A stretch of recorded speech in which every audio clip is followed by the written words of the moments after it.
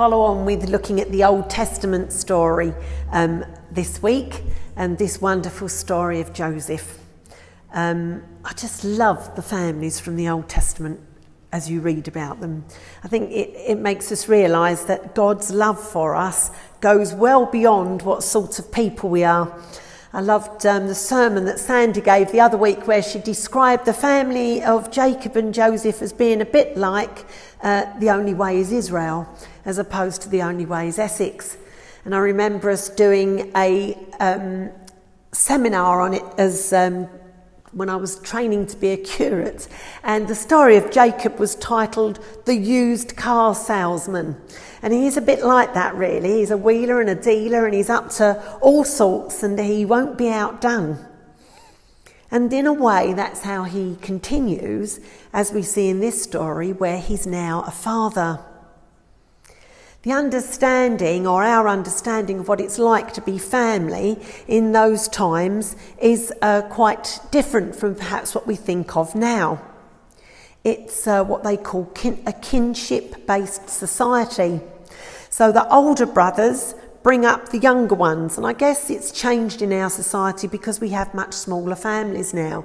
When they had such large families, it was up to the older children to look after and to bring up the younger ones. And also, of course, the oldest one would be the oldest son would be the one that got the lion's share of the fathers of their inheritance. And then it was split up as they went down.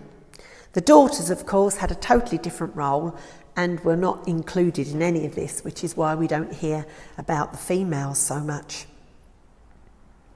The problem is that Jacob, as it says in the passage and in what we heard on the video, favoured the youngest son. And we can see, can't we, what this does to the family.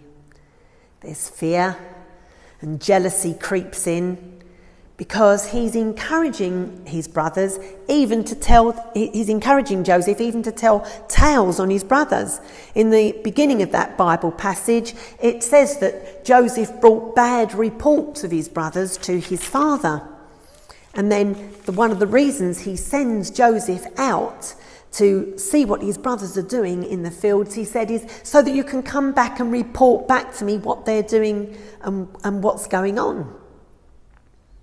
So if you're one of the older brothers, those insecurities are beginning to creep in, as you know that your father is using the younger brother perhaps as a sort of spy to see what you're doing, to report back and go and say how things are going.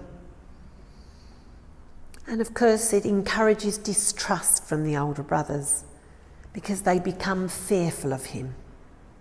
And then that favour is shown even more by Jacob when he gives Joseph this wonderful coat, which Joseph, of course, wears proudly. And the other brothers are reminded all the time that this understanding of favour is falling on one of the younger ones. And of course, they become more and more afraid as to whether their inheritance is at risk. And all of this leads to those emotions of jealousy and anger being deepened and becoming more of a problem. You can imagine as they go out to look after the sheep, and as we say, they must have been out for a few days or almost a week perhaps before Joseph arrived. Each night as they sit down and sit round and discuss family business as they eat their evening meals, I expect all that fueled, those worries and concerns become fueled. Often when we talk about situations with others, especially if they're like-minded, we get our feelings and our views compounded, don't we? And so things become more and more problematic. Of course, Joseph doesn't help himself though, does he? By the dream that we saw that he has there. Must be really lovely, mustn't it, to try and point out to your brothers that you've had this dream and they're all going to bow down to you. I can't work out whether he's just naive or whether he's in a world of his own. I think the brothers think he's in a world of his own by the fact that they call him the dreamer. That dreamer, the brothers say, which kind of suggests that perhaps he's away with the fairies most of the time, not having a real grasp on reality, thinking of what he would like, where he would like things to go, what he would like things to be.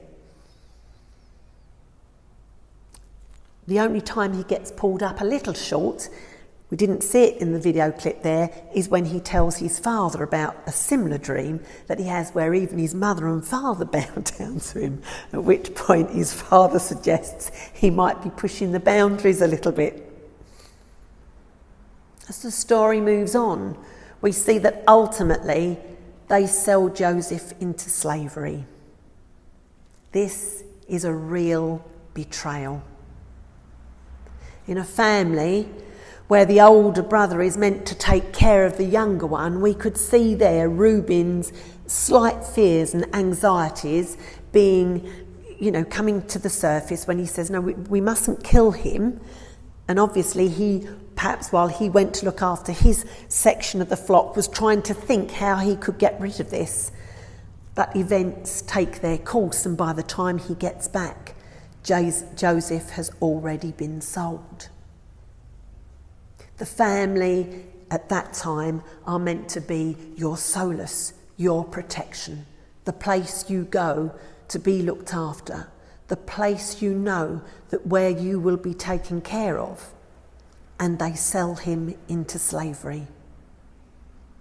It partly indicates how far off course their moral compass has become, perhaps, in all of their fears and anxieties, that they're willing to do such a thing.